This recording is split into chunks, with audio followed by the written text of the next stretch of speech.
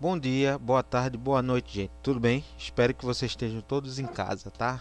Como eu prometi a vocês, fiz esse material sobre geografia. Isso corresponde ao assunto da primeira unidade de geografia, tá?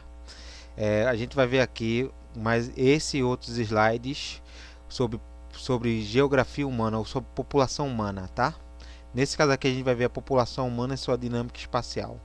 Muito desse material que está aqui, gente, vocês têm na ficha de vocês. Aquelas fichas que eu enviei para o Google Classroom, vocês vão encontrar. Muito desse material está disponível, que no final do slide vocês vão ver os sites que eu consultei, que vocês também podem consultar.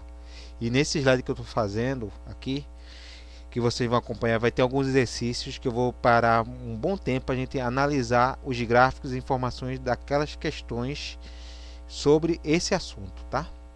Então esse vídeo aqui vai ser um vídeo que eu vou trazer alguns detalhes, mas eu vou tentar focar mais nos exercícios, ok? É, e tem alguns slides, gente, que vocês vão copiar. Nesse daqui vai ter uma informação ou outra que vocês vão copiar. E nos outros também. Então, quando eu disser que é para vocês anotarem informação, vocês podem parar o vídeo, anotar, tá bom? Eu vou dizer um momento que vocês vão ter que fazer isso, ok? Sobre a população mundial e sua dinâmica espacial. Dinâmica é como uma determinada população, se distribui num espaço, como ela vai ocupar aquele espaço, tá? Quando eu falo de população, é a população humana.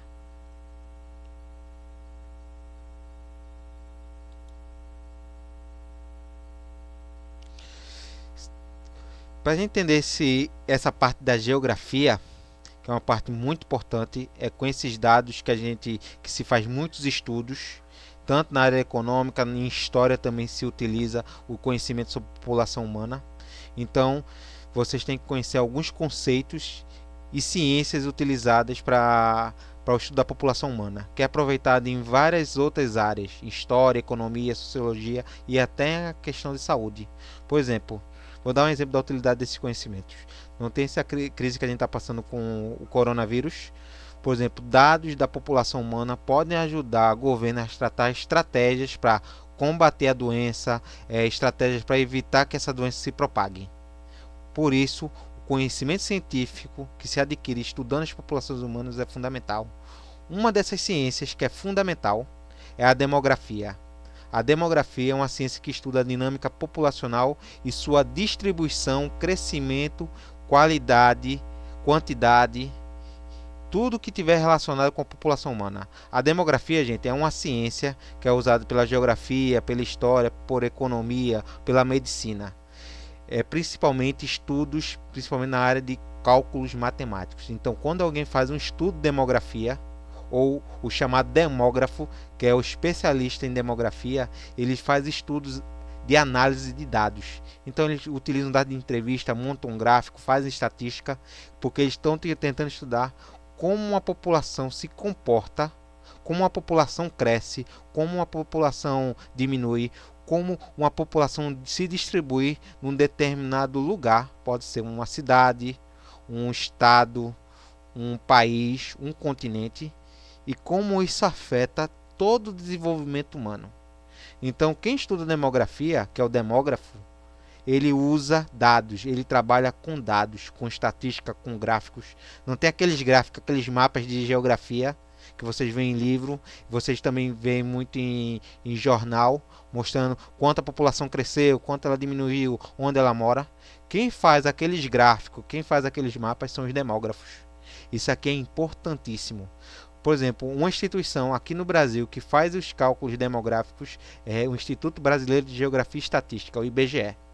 Todos aqueles dados de gráfico que vocês veem em jornais e em notícias sobre a população brasileira, se ela está crescendo, se ela está envelhecendo, se tem mais jovens, se tem mais estrangeiros, quem faz aquilo é o IBGE, tá? Entendido aqui, então a demografia é um estudo científico onde faz dados sobre a população humana, tá? E sobre os dados de demografia, ele tem alguns conceitos que são importantes. Um deles é a população absoluta, que é bem simples. É o número total de habitantes de um país. Diz-se que uma região que ela é ou não populosa, isto é o número de pessoas comparativa a outras regiões é grande ou não. Em resumo, é o seguinte: população absoluta, você só usa esse conceito para falar população total que mora em um país. Ou você pode usar para uma população que mora no continente. Por exemplo, o Brasil tem 210 milhões de habitantes. Então a população absoluta total do Brasil é 210 milhões de habitantes. Entendido aí? Contudo, no caso da população brasileira, essa população não está bem distribuída. Ela vai ter concentrado em uma outra área, em um outro município. Então essa população brasileira não está bem distribuída no território. Isso não só acontece no Brasil, não. Em outras partes do mundo, em outros países, a população não está bem distribuída no seu território. Essa distribuição irregular faz gerar dados de idade de uma população de uma determinada cidade, estado ou país, ou de uma região, ela mostra uma população que vai oscilar. Essa oscilação nunca vai corresponder à população total de um país, de um território que você está vendo. Entendido aí? Sobre essa irregularidade da população que ocupa uma determinada região de um país, então a gente usa outros conceitos. Mas aqui vocês entenderam sobre população absoluta. Sobre essa população que está mal distribuída no território, onde a gente conta cidades que concentram uma maior contingente populacional, outras não. Você pode encontrar no mesmo estado cidades onde existe concentração da população que diverge. Tem cidades como as grandes capitais que vai concentrar mais gente do que as cidades do interior. Essa distribuição irregular da população a gente chama de população relativa, que é a relação entre o número de habitantes de uma área de referência, podendo ser uma cidade, um estado ou um país. É o mesmo que em densidade demográfica, isto é, o número de habitantes por quilômetro quadrado. Então, população relativa é aquela população que ocupa um determinado território, ou simplesmente é o número de habitantes por quilômetros quadrados. Isso a gente vai ver nos próximos slides como é feito esse cálculo. Então, um país, um estado, uma cidade vai ter essa população distribuída de forma irregular. E essa distribuição a gente calcula através da densidade demográfica. E a partir dessa densidade demográfica, que é um número relativo da população, a gente pode identificar o seguinte: identificar que cidade tem mais gente ou menos gente. Isso vai determinar se aquela cidade ou aquele estado é mais povoado e menos povoado. Então, quando a gente fala sobre densidade demográfica, a gente também usa outra expressão sobre povoado. Uma cidade que tem uma alta densidade demográfica, tem muitos habitantes por quilômetro quadrado. Se a gente for comparar com outras cidades, a gente chama aquela cidade de muito povoada. Já se tiver uma cidade que tiver menos habitantes por quilômetro quadrado, a gente chama ela de uma cidade menos povoada. Também isso pode servir para estados, se a gente for comparar estados. Tá? Entendido aí? Agora, outro conceito também importante, gente, é o de superpopulação. Significa o quê? Quando a gente tem um grande número de pessoas que ocupa um determinado território, onde esse território pode ser uma cidade, pode ser um país, pode ser um continente, onde aquele território não tem todos os recursos da natureza ou todos os recursos necessários para manter aquele povo. Quer dizer, é um lugar que o superpopulação é um conceito utilizado quando existe um grande contingente de população humana que está concentrado num determinado território.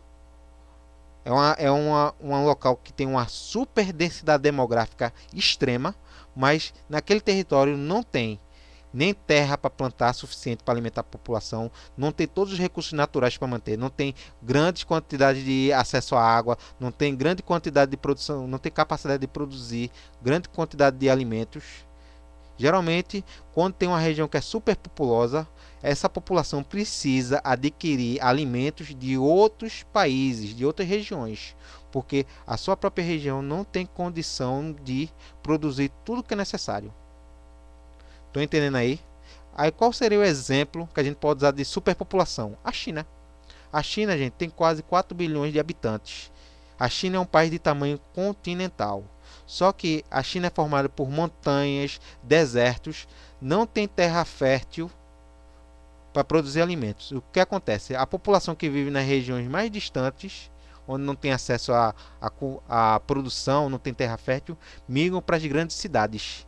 E essas grandes cidades ficam extremamente concentradas de pessoas. E não vai ter a cidade de condições de alimentar aquela população. Não vai ter condição daquelas cidades da China para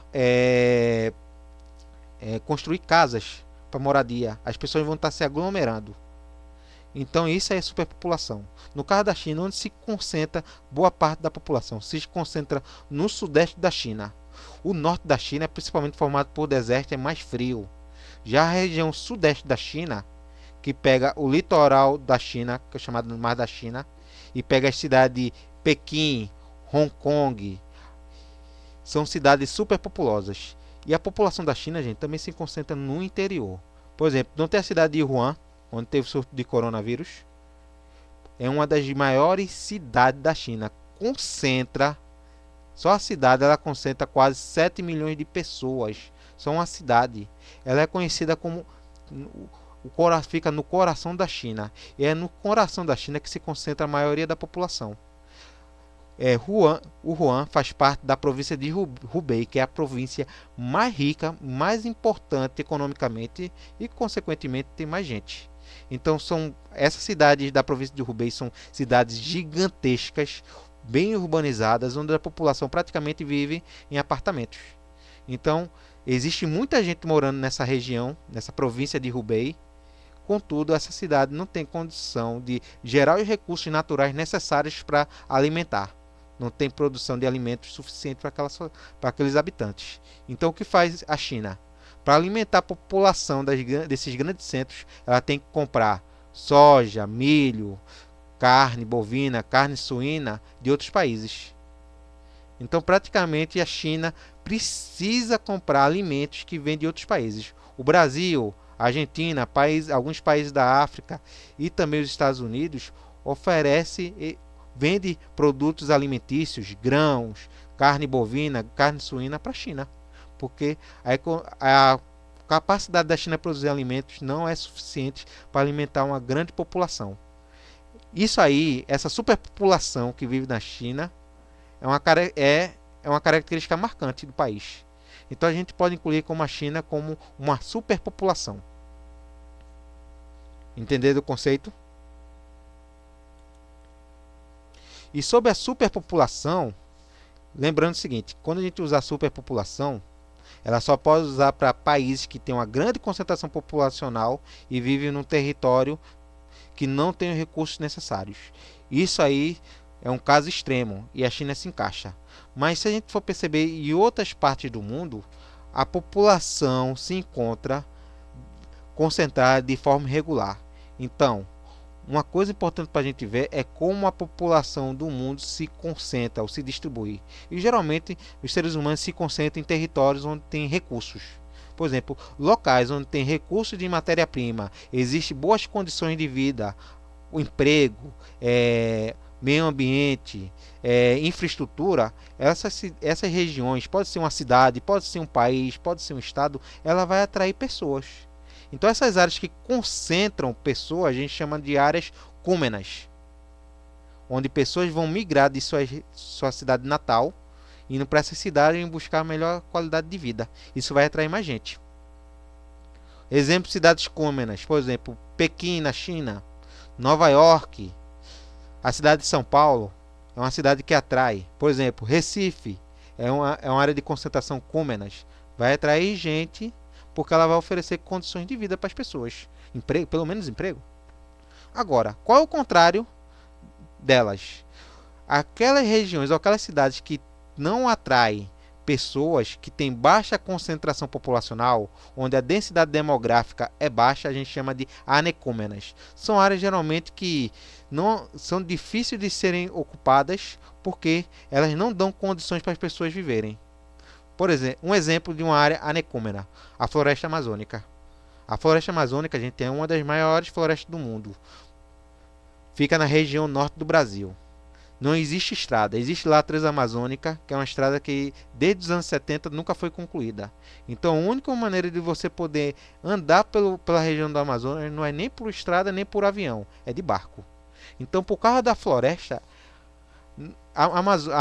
o estado do Amazonas não tem, ou a região da região amazônica, a gente pega aí Acre, pega Rondônia, impede que se formem centros urbanos. Então isso faz que a densidade demográfica na região amazônica e no estado do Amazonas seja muito pequena.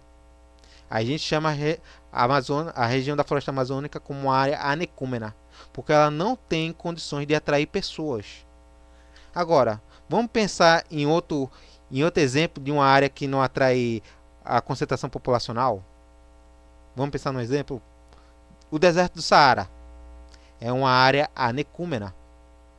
Ela não tem condições de atrair ninguém. Ninguém vai lá para o deserto do Saara dizer o seguinte: eu vou plantar milho no Saara. Tem condição, então não vai atrair. Porque é um ambiente quente, de areia, deserto, dificuldade de fixação de populações. Então, no deserto do Saara, a densidade demográfica chega a quase zero. E olha que existem pessoas, comunidades, povos que se adaptaram à vida no deserto do Saara. Vamos pensar em outro exemplo? Ilhas que não têm recursos naturais, ilhas no meio do oceano que têm dificuldade de comunicação, é uma área anecúmena. A Antártida é uma área anecúmena. Antártida, gente, fica na região do Polo Sul. É uma área que só quem ocupa lá são os pinguins. O que a gente conta é no litoral bases científicas de vários países do mundo que vão lá para estudar. Então a densidade demográfica na Antártida é quase zero. As pessoas que vivem lá vivem para pesquisar, não é para morar. Passam um tempo lá e depois vão. Realmente os habitantes da Antártida são os pinguins, principalmente o pinguim imperador, tá? Vocês entenderam esses exemplos? Então existe uma outra expressão que a gente usa para se referir às regiões anecúmenas. A gente chama ela de vazios demográficos. Esse vazio demográfico a gente pode representar em mapas. Geralmente, quando se mostra um mapa, para indicar que é uma área anecúmena, ele sempre vai mostrar como aquela área com uma mancha branca. Quando vocês virem qualquer mapa que mostre a distribuição de uma população, onde mostra manchas brancas, o mapa é todo colorido, mas vai ter algum ponto que vai ser mostrado uma mancha branca, significa que aquela área é uma área anecúmena, onde existe um vazio demográfico. Não tem população mínima suficiente para ocupar aquele território. Então, anecúmenas é igual a vazio demográfico. Entendido isso? E quais seriam os países que teriam população absoluta? No caso da população absoluta, seriam os mais populosos. Aí lembrando o seguinte, o termo populoso ou populosa a gente usa para países que têm população absoluta, população total. Exemplo, ó, países populosos. China, esses dados aqui estão desatualizados. A China já está quase chegando a quase 4 bilhões. Mas se você perceber, ó, a China é um dos países mais populosos do mundo. A Índia, seguido da Índia. Depois vem os Estados Unidos, a Indonésia e depois vem o Brasil. O Brasil, gente, a gente já está chegando a 210 milhões, tá?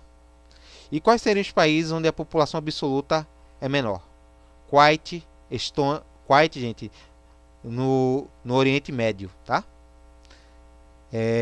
Na Península Arábica. A Estônia, gente, é vizinha a Letônia e a Dinamarca. Fica no extremo norte da Europa, tá? Ilhas de Maurício é no Oceano Pacífico. Belize é no continente americano, tá? Na região do Mar do Caribe. E a Polinésia fica no Oceano Pacífico. Viram aqui? Lembrando, a gente só usa o conceito populoso para quando está se referindo a países que têm população absoluta. Entendido isso? E como esses dados poderiam ser representados em mapa? Que eu citei aqui a vocês, ó. Observe esse mapa aqui. Esse mapa mostra a população mundial de 1500 até 2100. Esse mapa quer mostrar uma projeção de quanto vai crescer a população humana, ou ela cresceu, desde 1500 com as grandes navegações, o assunto que a gente viu em história, grandes navegações, descobrimento da América, até 2100. Então, um período de 600 anos. O que vai acontecer com a população absoluta do mundo? Isso em termos de bilhões de habitantes. Se vocês observarem esse eixo aqui, que é o eixo vertical, ele mostra a população em termos de milhões de habitantes. Entendido aqui? Já o eixo horizontal mostra os anos, período de século. De período de 100 em 100 anos, vocês estão vendo aqui que a população absoluta vai ter um crescimento. E aqui é a variação. Entendido aqui esses gráficos? Isso aqui são dados matemáticos. Antes de eu explicar isso aqui, vamos entender isso aqui. Isso aqui tem um pouquinho de história. Quando esse mapa foi montado, gente, foi feito, a fonte é estatísticos da economia do mundo. Então, isso são dados econômicos, utilizando os dados históricos sobre o crescimento da população mundial. Quem fez esse mapa levou em consideração o crescimento da população do mundo a partir da viagem de descobrimento, com Colombo, Cabral, as grandes navegações. Esse mapa aqui, gente, está se referindo ao continente europeu, a África e as Américas. Ele não está levando em conta inicialmente a Ásia, que isso vai ser, os europeus só vão ter maior contato com a populações da Ásia, chineses, indianos, só mais da virada do século XVIII para o XIX. Então, praticamente, esse mapa está se referindo principalmente aqui à Europa, onde a Europa, principalmente nesse período aqui, ó, do século XV até o final do século XV até o século XIX, a população da Europa teve um crescimento bem expressivo. Tá? Agora, o que esses dados podem nos referir? Se a gente for pegar um período de 1500 a 1600, um período de 100 anos, a gente pode perceber que a população mundial teve um crescimento de 118 mil. Dentro de milhões, isso foi o crescimento. Isso no período de 100 anos. Nesse período aqui, gente, aconteceu o quê? A colonização do Brasil, a descoberta da América, a colonização do Brasil, o tráfico de escravos da África para as Américas e também para a Europa. Então a gente percebe que a população, nesse aspecto aqui, nesses três continentes, cresceu. Só que os 100 anos seguintes, de 1600 a 1700, a gente percebe que a população teve uma queda. Houve uma queda desse crescimento. Isso aqui tem um motivo, uma explicação histórica. Nesse período aqui de 100 anos, a Europa passou por várias guerras, chamadas guerras religiosas. Se lembra da Reforma Protestante, as guerras de religião? Ponto, aconteceu nesse período. As várias guerras entre as nações europeias fez que a população decaísse. Por exemplo, também a população indígena, com contato com os europeus, foram dizimadas por doença, também afetou a população africana, que foi traficada. Alguns historiadores calculam em torno de 20% da população escrava que foi transportada da África para as Américas morreu no meio do caminho. Por exemplo, se chegasse 800 africanos escravizados aqui para o Brasil, significaria no trajeto morreram em torno de 400. Isso quer dizer o seguinte: 1.200 africanos foram aprisionados, levados da África para o Brasil, e nessa viagem de 1.200 morreram 400 e sobreviveram 800. Então houve uma queda. Agora, observe o seguinte: olha o período de 1700 e 1800. Não teve um crescimento enorme se comparado aos dois períodos anteriores. O que aconteceu nesse período para aumentar tanto a população? Nesse caso, houve um aumento da população da Europa. Aqui, gente, foi a época da Revolução Industrial. A Revolução Industrial permitiu um aumento tanto da produção de alimentos, isso permitiu que as pessoas se alimentassem mais, e também isso permitiu que tivesse mais gente para trabalhar. Então houve uma melhoria na produção de alimentos, houve uma maior oferta de alimentos na Europa, e isso permitiu que a população crescesse. Então houve crescimento. Então a Revolução Industrial, para muitos historiadores, foi fundamental para o aumento não só da produtividade, não aumento da capacidade humana de produzir, mas também houve um aumento da população humana. E se vocês perceberem, de 1700, com a Revolução Industrial, que causou esse aumento, os séculos seguintes, ó, vocês vão perceber que vai ter um aumento cada vez maior. Se vocês verem, ó, de 1800 a 1900, a população mundial cresceu quase meio milhão de pessoas. Pode ter crescido um pouco mais. O período desse aqui, gente, é bem interessante. Nessa época aqui, não apenas só tinha aumentado a produção de alimentos, mas também houve uma melhoria na qualidade de vida, o aumento da natalidade das pessoas, principalmente na Europa. Mas também a gente observa isso nas Américas. Tá? Nesse período aqui, as Américas já estavam independentes. E o que é que levou essa população de 1800 a 1900 a crescer?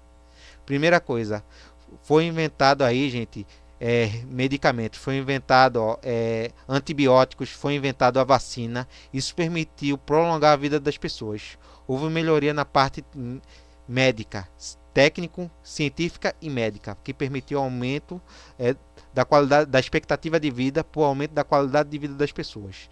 Também houve uma maior oferta de alimentos. Pelo seguinte, nesse período aqui, gente, de 1800 a 1900, foram inventados os pesticidas, veneno para matar pragas de agricultura, e também foram inventados fertilizantes artificiais.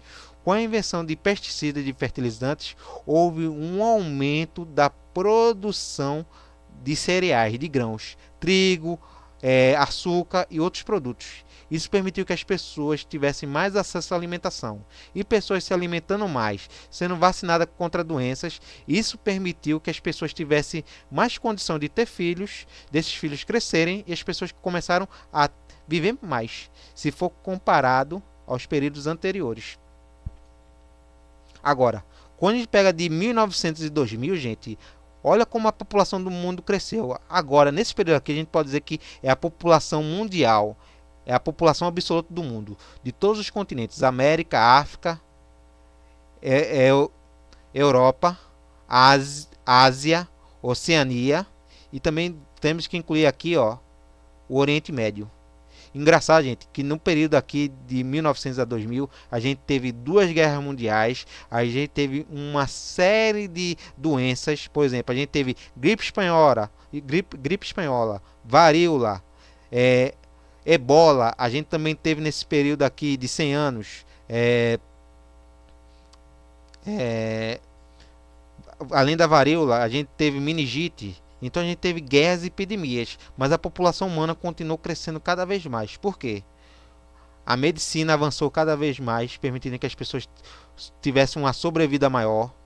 As cidades que enriqueceram deram maior qualidade de vida aos seus habitantes, com hospitais, sejam públicos ou particulares. Então a vida humana começou a melhorar. Então isso aumentou mais o quê? A expectativa de vida.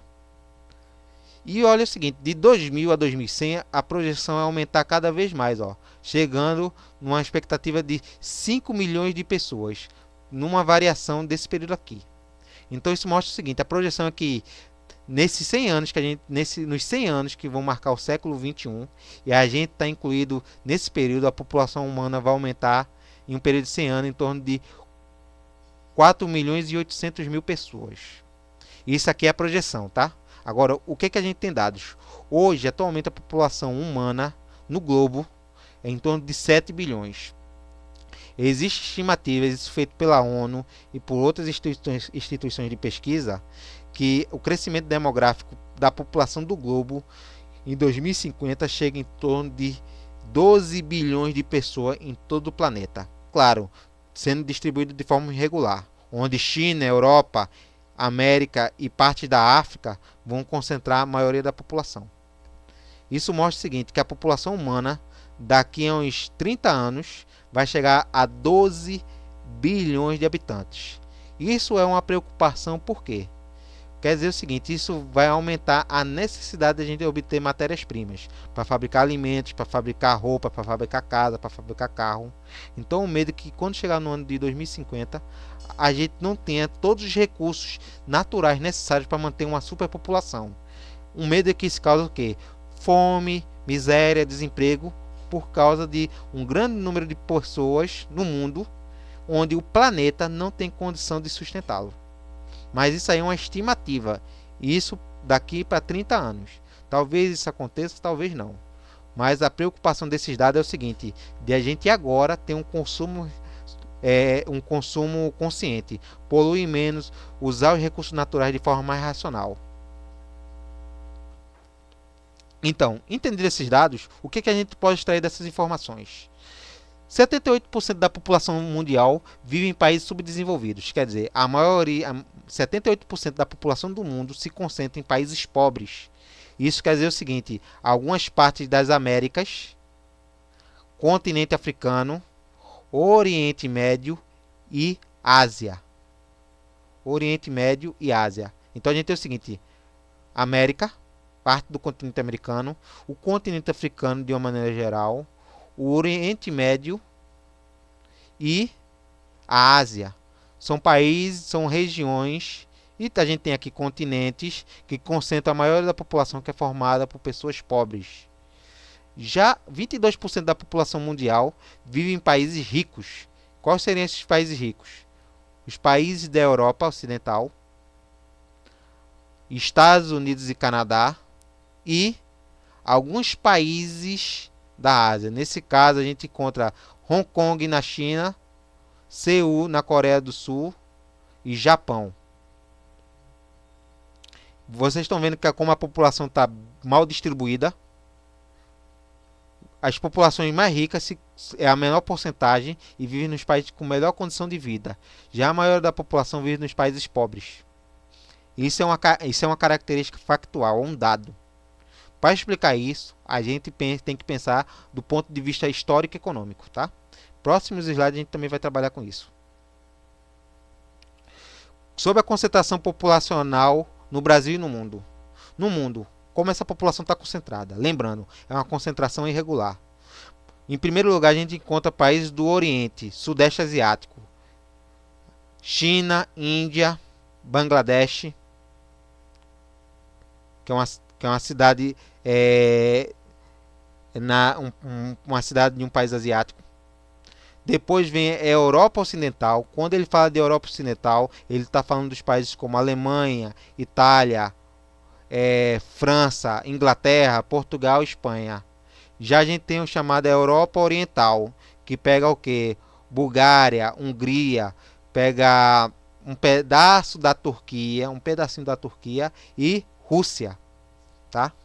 Que também tem um grande contingente. Mas a Europa, como tudo, está na segunda posição.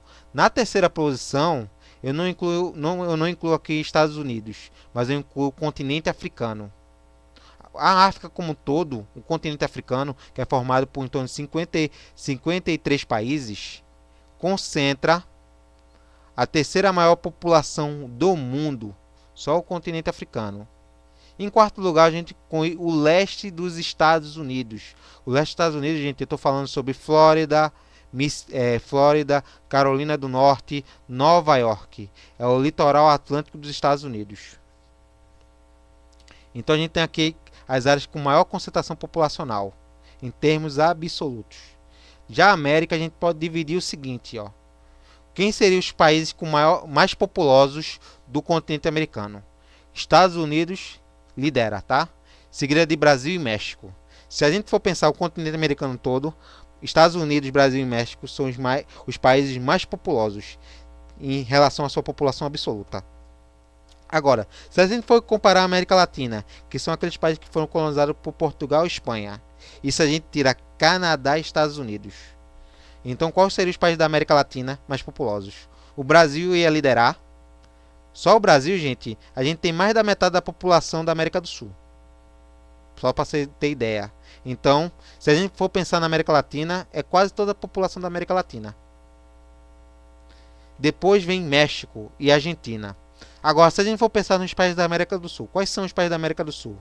Brasil, Argentina, Uruguai, Paraguai, Colômbia, Equador, Venezuela, Guiana Francesa, Guiana. Esses são alguns que eu estou lembrando agora, tá? Se a gente for pegar esses países da América do Sul, o Brasil ainda lidera, seguida de Argentina e Colômbia. Aqui, entendido aqui os países e regiões mais populosos do mundo. E o Brasil? Vamos ver. Em termos de população total, em termos de população absoluta, quais são os estados que têm mais populosos em população total? São Paulo e Minas Gerais. Se a gente for comparar no Brasil todo, tá? Os estados menos populosos de todo o Brasil: Roraima e Amapá. Estados mais povoados. Gente, quando se usa povoado, se fala sobre densidade demográfica. Então, quais seriam os estados que têm maior densidade demográfica no Brasil? Rio de Janeiro e São Paulo, onde tem uma grande concentração de pessoas por quilômetro quadrado. Entendido aí? Populoso, a gente está falando da população total. Povoados, a gente está falando da densidade demográfica. Então, São Paulo e Rio de Janeiro são os estados mais povoados porque tem a maior densidade demográfica. Entendido aí? Então, bota aí no caderno de vocês. Populosos é igual a população absoluta, aí total. Povoados, que tem densidade demográfica, que é número de habitantes por quilômetro quadrado. Entendido aí? E quais seriam os menos povoados? Aquele que tem menor densidade demográfica: Roraima e Tocantins. Roraima e Amapá, gente, é no norte do Brasil. Já Tocantins, gente, ele tá alguns geógrafos a gente inclui também ele na região norte também. Então, olha só interessante aqui, dados, ó. Os estados menos populosos em termos de população absoluta é Roraima e Amapá. E os que são menos povoados, que têm a menor densidade demográfica, é Roraima e Tocantins. Todos esses três aqui estados ficam na região norte. Fica a dica, entendeu? É uma região onde predomina a região de floresta. Aqui Tocantins fica aquela divisa entre cerrado e floresta, tá? Para a gente entender isso aqui, a gente tem que entender como a população se desenvolve no território. Então existe um chamado que é calculado a partir do número de pessoas que nascem e o número de pessoas que morrem. Esse cálculo que a gente faz entre o número de nascimentos e o número de óbitos, pessoas que morrem, seja numa cidade, num estado, num país, a gente chama de crescimento natural ou crescimento vegetativo. E a gente sabe com esses dados como a população está crescendo. Em termos é assim, gente, ó. Vamos ver esse mapa aqui, essa tabela, é outra tabelinha. Ele vai mostrar o seguinte: a taxa de crescimento da população em porcento e ao longo dos anos, como a população cresce. Quer dizer, essa aqui é uma relação entre ao longo do passar dos anos, qual foi o crescimento, a taxa de crescimento dessa população em porcentagem. Essa tabela aqui, esse gráfico aqui, gente, foi feito nos anos 60 pelo IBGE. Isso aqui é uns dados históricos e estatísticos. Ele tenta calcular o crescimento vegetativo da população brasileira de 1900 até 2020. Se você perceber, esse gráfico aqui dos anos 60, ele já tem 70 anos, já tem mais de 50 anos, já tem 60 anos de idade esse gráfico. Ele está mostrando uma projeção de como a população do Brasil vai crescer ao longo de 120 anos, com base em dados que eles tinham na época. Olha só, tá vendo esse número do meio aqui, gente? É o valor que corresponde ao crescimento vegetativo. Vai ter um próximo slide que eu vou ensinar vocês como fazer esse cálculo. Geralmente é uma subtração, onde você subtrai o número de nascimentos pelo número de óbitos. A diferença, o valor da diferença aqui vai ser o crescimento vegetativo. É assim, gente. Esse crescimento vegetativo ou natural, ele sempre nunca vai ser negativo. Seria negativo se o número de mortes, o número de pessoas que morressem, fosse maior do número de nascimentos. Isso aí não pode acontecer, gente, porque se ocorrer um país no mundo que tiver mais mortes do que nascimento, esse país desaparece. Quer dizer, o crescimento vegetativo, o crescimento natural é zero. O que acontece é o seguinte: tem momentos onde vai ter maior taxa de mortalidade, mas depois ela vai cair. Ou o número de natalidade vai ser alto, mas também vai ser um alto número de mortalidades. Isso faz com que o crescimento vegetativo seja menor. Então a gente nunca vai ter um crescimento vegetativo negativo. Vai ter um crescimento vegetativo ou alto ou baixo. Nesse gráfico aqui que vocês estão vendo sobre o Brasil, vocês percebem que existe um crescimento vegetativo e ao longo dos anos esse crescimento vegetativo vai o quê? Vai caindo. Então esse gráfico aqui tenta mostrar que em 2020 a população brasileira vai ter uma queda na taxa de crescimento vegetativo, vai diminuir. E vai existir vários fatores que vão causar isso. Isso aqui é um dado quantitativo, é dados. Ele mostra o seguinte, ó, ao longo de 120 anos, o crescimento vegetativo do brasileiro vai diminuir. A gente vai cada vez mais, a população vai crescer menos ao longo de 120 anos. Entendido aí? Agora, isso é o quantitativo. E o qualitativo? Do que tem por trás desses dados? Então a gente tem que destrinchar historicamente. Ó. Se a gente for pegar do período de 1900 a 1940, a gente percebe que a taxa de natalidade é alta até 1940. Isso aqui, e a taxa de mortalidade é baixa. E o que estava acontecendo no Brasil naquela época? Existia grande parte da população brasileira vivia no campo. Existiam algumas regiões que eram industrializadas. O Brasil estava passando nessa época a Segunda Guerra Mundial. Contudo, a população brasileira, a taxa de natalidade dela era muito alta. Naquela época era muito comum as pessoas terem em média de 6 a 7 filhos por casal. Tinha casos que famílias tinham 11, 12 filhos. Em casos mais extremos, tinha 20, 35. Então, a taxa de fecundidade, a questão de as pessoas terem mais filhos nessa época aqui, ó, nesse período, era altíssimo. Então, o que isso quer dizer? As pessoas tinham muitos filhos. Morria gente, mas as pessoas tinham muitos filhos. Mas à medida que vai passando esse período aqui, à medida que as pessoas vão envelhecendo mais, aqui já existia vacinação, já existia hospitais. Então, as pessoas viviam mais e tinham mais filhos. Nesse período aqui, tá? Agora, quando chega de 1940 até 1980, vocês percebem que, ó, a taxa de natalidade, a taxa de nascimento vai caindo. Quer dizer, as pessoas vão tendo menos filhos. Significa que a fecundidade, homens e mulheres, não estavam fecundando, não estavam tendo filhos. E foi diminuindo, diminuindo, diminuindo. Aqui, gente, aconteceu vários fatores. Houve um crescimento econômico acelerado, houve uma industrialização muito acelerada aqui no Brasil, nesse período aqui de 1940 a 1980. As pessoas começavam a diminuir, ter um menor número de filhos. Agora não seriam 5 ou 6 a média, mas seriam 3, 2. E foi reduzindo cada vez mais. Mas se você perceber, ao mesmo tempo que nesse período vai reduzindo a natalidade, diminui o número de nascimentos, também vai cair a mortalidade. As pessoas vão estar vivendo mais. Vai ter uma queda. E vocês vão ver aqui que o número do crescimento vegetativo, ó, vai tendo o quê? Vai ter um período de crescimento e diminuição. Ó. Aqui, ó. Em 1900, ó, a taxa de crescimento vegetativo era 49%.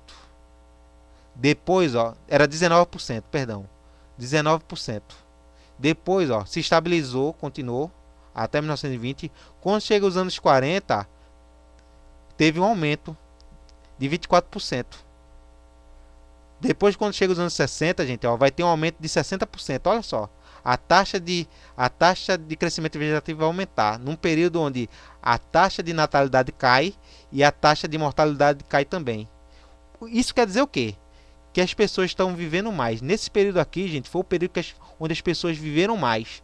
Tiveram menos filhos, morreram menos gente. Quer dizer que mais pessoas viveram. Isso significa que mais tempo de vida as pessoas tiveram. Pessoas vivendo até os 60, 70 anos. Aí quando chega nos anos 80, já houve uma queda para 19%. Estou entendendo aqui que esses gráficos ele está mostrando o seguinte: a qualidade de vida, mais gente começou a viver nesse período.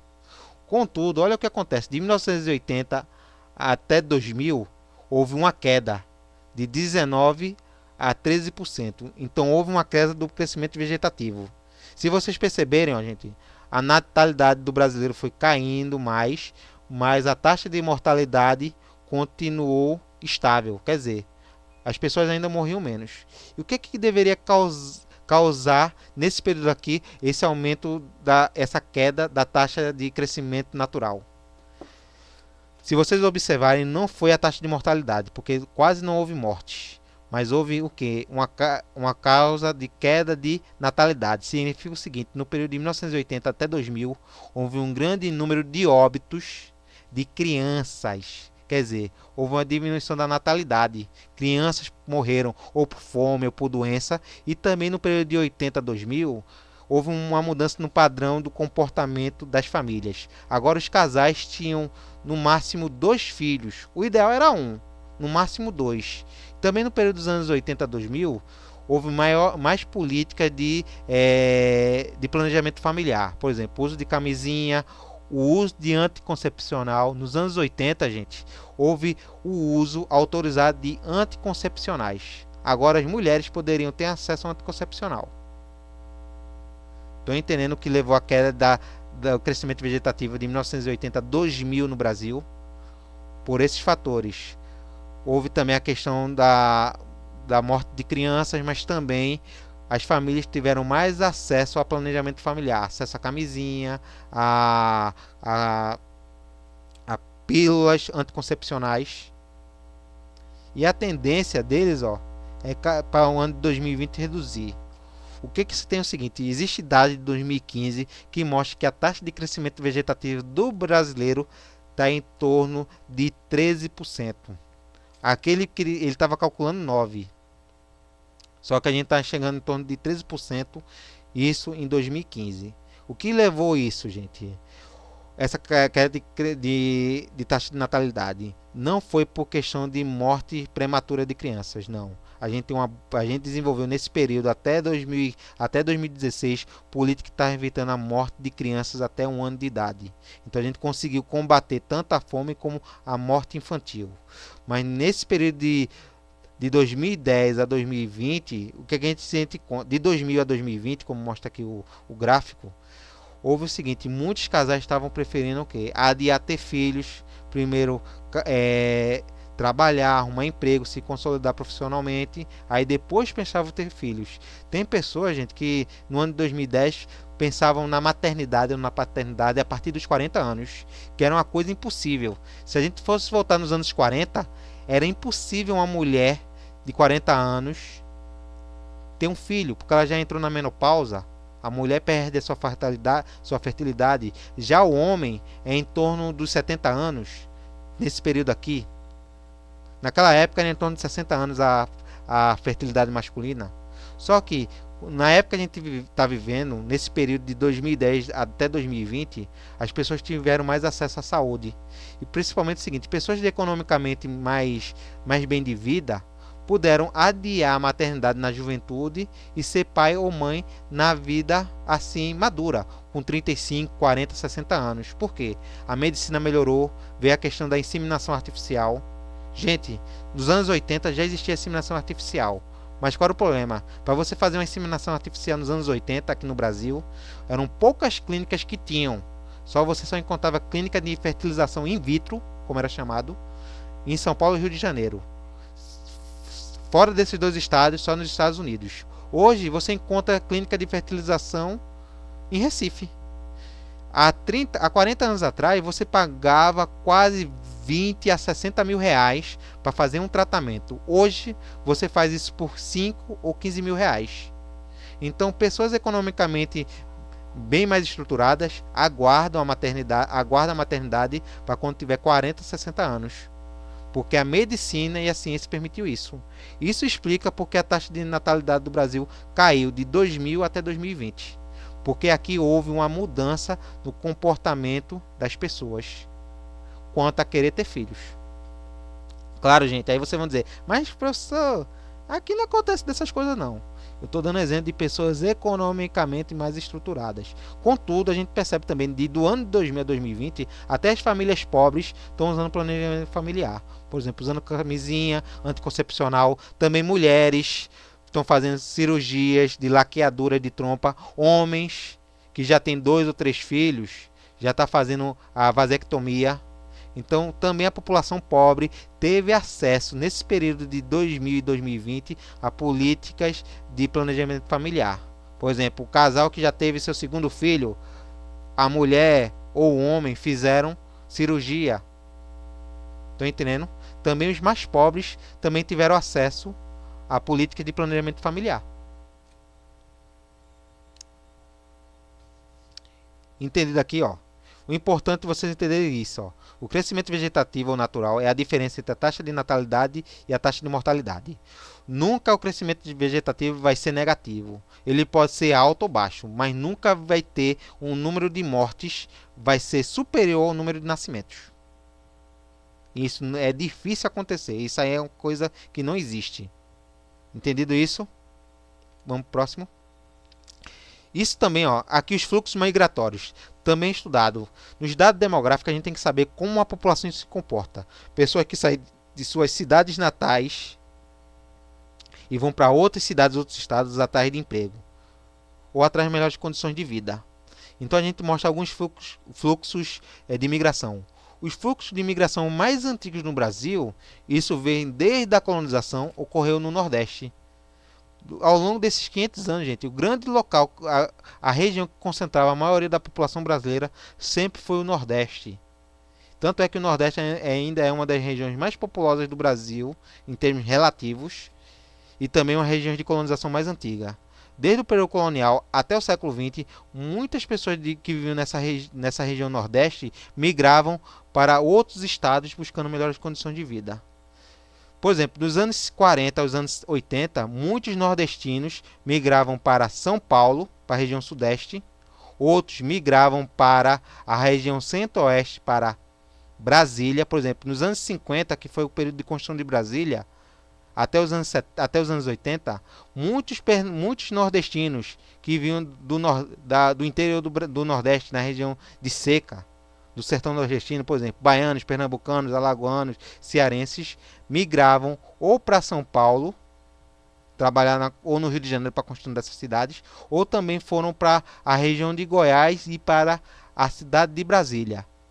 Quem ajudou a construir Brasília, gente, que é a nossa capital, foram nordestinos, baianos, pernambucanos, alagoanos, paraibanos, cearenses, maranhenses. Todos migraram para construir Brasília. E sabe como eram chamados e como são chamados os nordestinos que construíram Brasília e seus descendentes?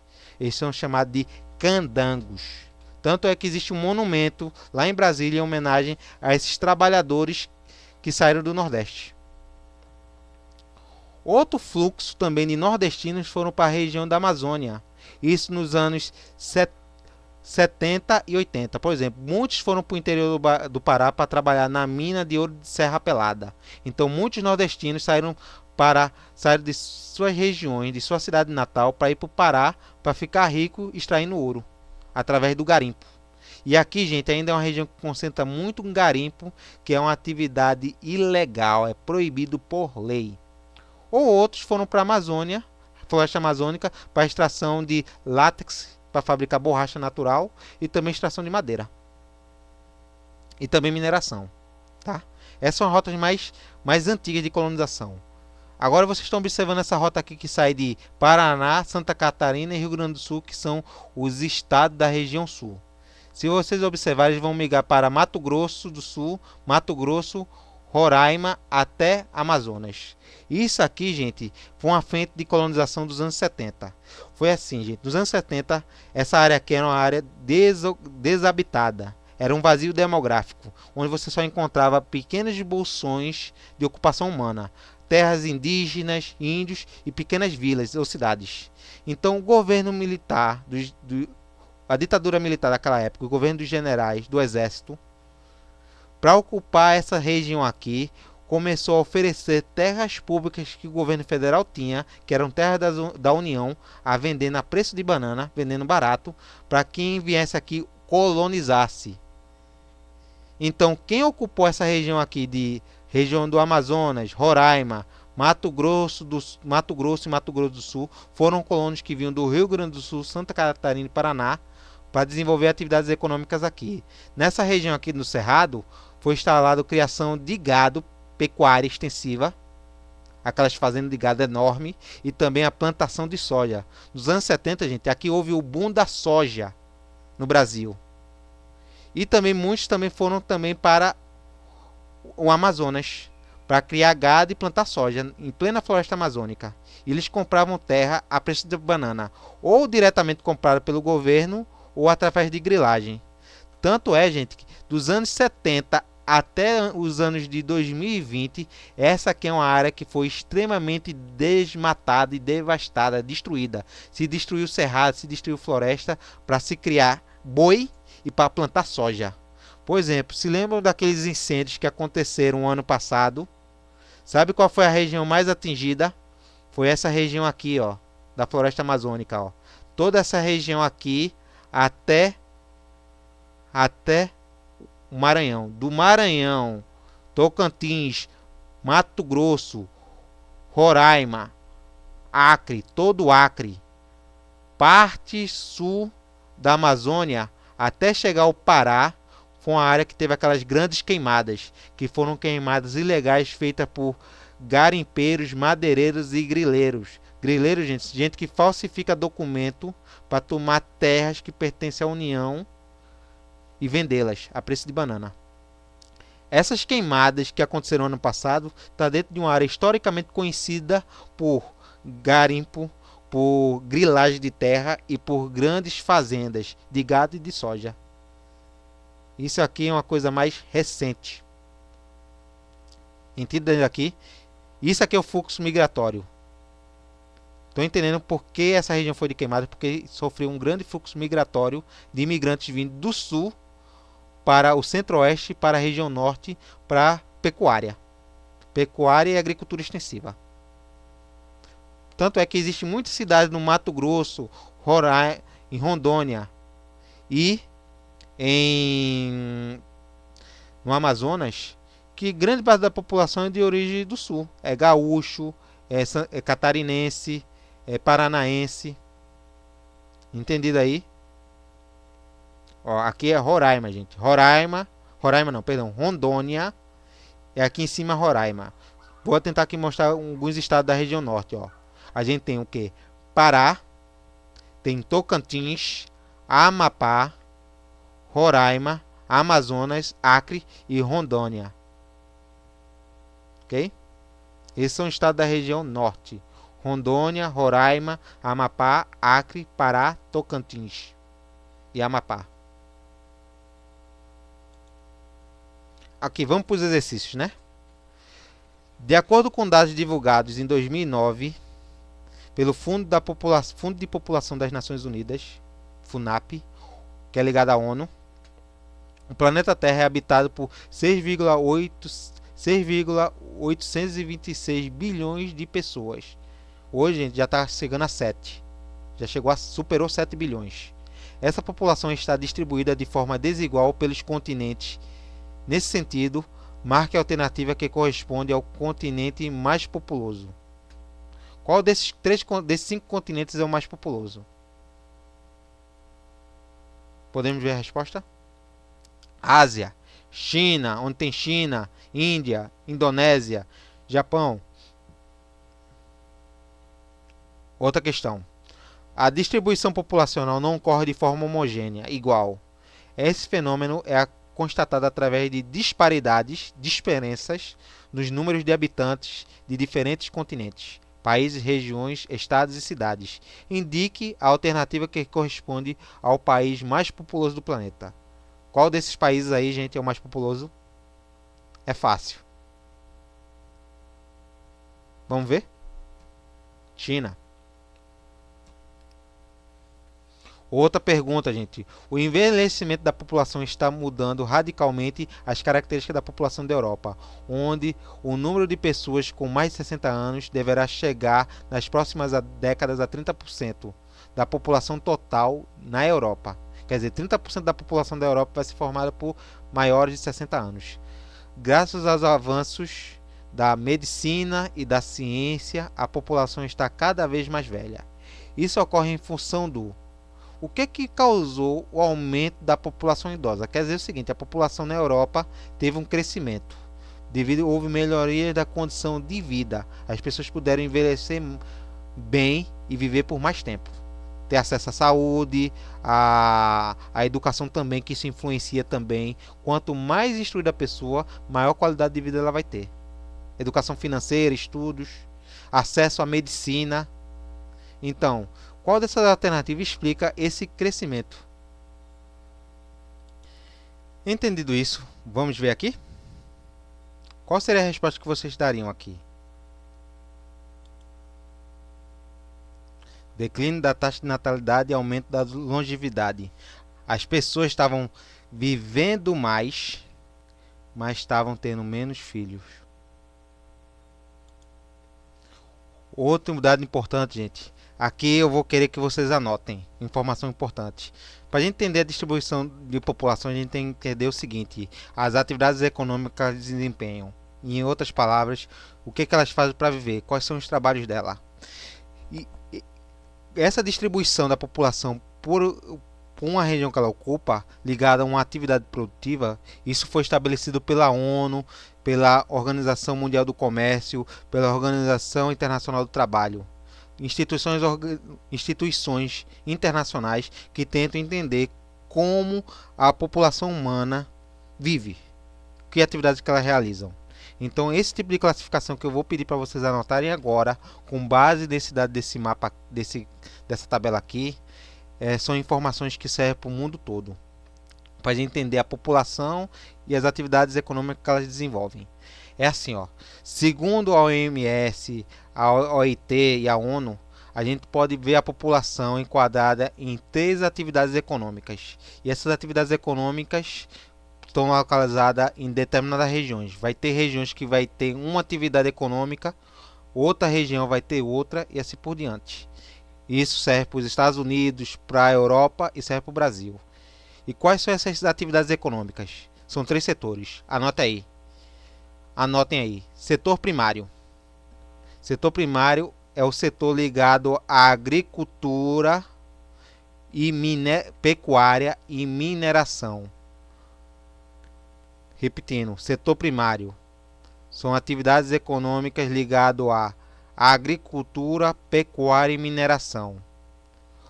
Local onde elas ocorrem: zonas rurais, que são regiões agrícolas, geralmente é regiões do interior.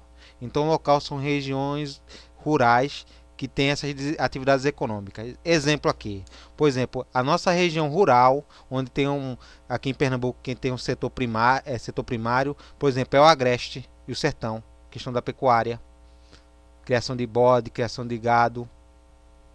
A zona da mata, por exemplo, São Lourenço, Carpina, é zona rural que está ligada à produção de cana-de-açúcar. No Brasil, por exemplo, Tocantins, Goiás, Mato Grosso do Sul, tem a questão das fazendas de gado, das fazendas de soja. Então, geralmente, o setor primário está sempre nas regiões de interior, nas regiões agrícolas, ou chamado nas zonas agrícolas ou fronteiras agrícolas. Então, quando vocês ouvirem zonas agrícolas, zonas de pecuária, vocês estão se referindo a o primeiro setor, ou chamado setor primário. Já o setor secundário, anotem aí. Setor secundário, indústria de transformação, que são as fábricas. Exemplo de indústria de transformação, por exemplo, as siderúrgicas, são aquelas que transformam o minério, que é tirado do setor primário, e transforma em aço, em ferro, em chapas de aço. Então, é um setor de transformação. Ele vai transformar os minérios em chapas, em blocos de aço. É o setor das indústrias, por exemplo. Quem está além do setor secundário tem as siderúrgicas, que eu citei agora, tem as chamadas metalúrgicas, que são aquelas indústrias que vão transformar o metal fabricado, as ligas metálicas fabricadas nas siderúrgicas, que vai transformar em vários objetos. Por exemplo, metalúrgicas são o quê? As montadoras de carro, as montadoras de eletrodoméstico, são as fábricas que fabricam portões, que fabricam metalúrgicas, que fabricam instrumentos feitos de metal, por exemplo, talheres, metalúrgicos que fabricam equipamento de academia, móveis, cadeiras feitas de aço. Então, essas são as indústrias. Outro também exemplo de setor secundário é a indústria alimentícia. Exemplo de setor secundário da indústria alimentícia: frigorífico, indústria de embalar comida, indústria que fabricam comidas congeladas. Esse é o setor secundário, que vai transformar os alimentos produzidos no setor primário, vai transformar gado em proteína animal, vai transformar galinha em nuggets, em empanado, vai fabricar salsicha. Esse é o setor secundário, é a indústria de transformação. Tem as fábricas, que eu citei, as siderúrgicas, metalúrgicas, e as indústrias de alimento. Um detalhe aqui desse setor secundário, não precisa anotar não, mas um detalhe é o seguinte: hoje, no Brasil atual, muitas das indústrias estão indo para o interior, porque elas estão encontrando um bom lugar para negócio. Por exemplo, muitos dos frigoríficos que estão no setor secundário, que é a indústria de frigoríficos, estão se instalando no interior, próximo das zonas produtoras. Então hoje, gente, muitas das fábricas estão migrando para o interior. Por exemplo, isso aconteceu no interior, aconteceu em Goiânia, um exemplo. A fábrica da Fiat de Goiânia é um exemplo das indústrias indo para as regiões do interior, saindo dos grandes centros. Por que eu estou dizendo isso? Que por muito tempo o setor secundário se instalava nas grandes cidades, como São Paulo, exemplo, São Paulo, Rio de Janeiro, eram as grandes cidades que atraíam indústrias. Por exemplo, as fábricas de caminhões, de motos, de carros estão em São Paulo. Hoje, o que está acontecendo? Essas grandes indústrias estão saindo dessas grandes capitais e indo para as cidades do interior, porque viram como é um local de negócio. Entendido aí? E o setor terciário, ou chamado terceiro setor, é o setor, gente, é o setor que vai empregar mais mão de obra no mundo. É o setor ligado ao comércio e aos serviços. Comércio, gente, são o quê? Lojas de sapato, supermercados, shoppings. E o setor de serviço é, gente, serviço o quê? De limpeza urbana, setor de empregadas domésticas, setor de empresas de segurança, de bancos. Esse é o setor de serviços. São setores que vão empregar a maioria da população de um país. É um setor que vai atrair mais gente. O terceiro setor, gente, ele não produz nada. Ele não fabrica, ele não planta, ele não fabrica. Ele, na verdade, ele vende e revende aquilo que é produzido pelo setor primário e setor secundário. Os alimentos, os tecidos fabricados, os carros, os caminhões são vendidos pelo setor terciário. Eles vendem, o setor terciário vende aquilo que é produzido pelas fábricas e produzido no campo. E onde ele se localiza, o setor terciário? Ele está localizado em todas as cidades do mundo. Toda cidadezinha, aquela cidadezinha do interior, tem que ter um comércio, tem que ter um setor de serviços. Agora, claro, as grandes capitais, aí pode notar o seguinte: as grandes cidades, as grandes metrópoles vão concentrar a maioria dos serviços de comércio e serviços em geral. Por exemplo, quais são as grandes cidades que concentram a maior parte do comércio e do serviço do Brasil? A gente tem o quê? São Paulo e Rio de Janeiro. Entenderam aí? Então, as grandes capitais vão concentrar a maioria do comércio e dos serviços. Entender esses conceitos? Quem não entendeu, repete essa parte e reveja, tá? Para vocês entenderem e anote no caderno. Informações sobre o setor primário, secundário e terciário. Esse mapa aqui, gente, vai mostrar como a população brasileira está distribuída nesses três setores. Por exemplo, setor primário, 20%, isso é com dados de 2007. Se a gente for pegar 2020, esses dados aqui mudam.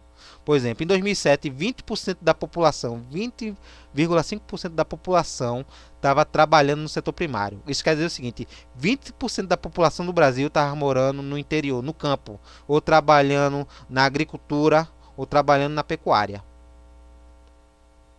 Já o setor secundário, que é o setor de indústrias, 21%, 21,4% estava atuando nas fábricas. Nesse caso aqui, a gente percebe que boa parte desses trabalhadores do setor secundário vão estar concentrados no Rio de Janeiro e São Paulo, onde se concentram as maiores indústrias. A grande parte das indústrias do Brasil estão em São Paulo e no Rio. E em Minas Gerais, 21%.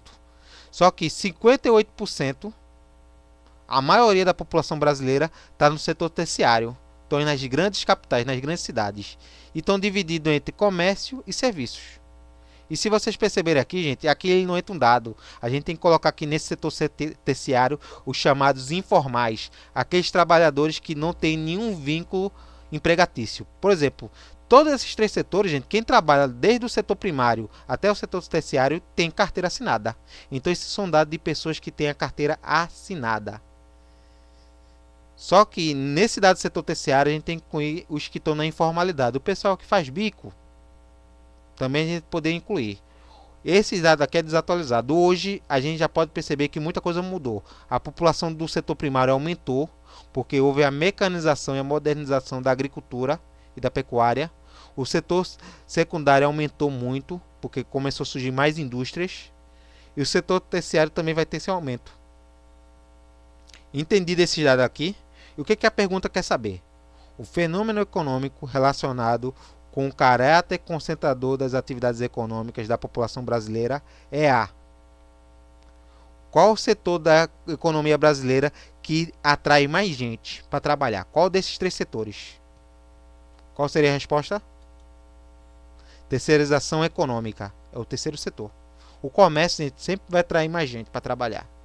Você montou uma lojinha para vender roupa, você já está nesse terceiro setor. Se você pega, vende coxinha, monta ali uma barraquinha na sua casa para vender coxinha, você já é do terceiro setor.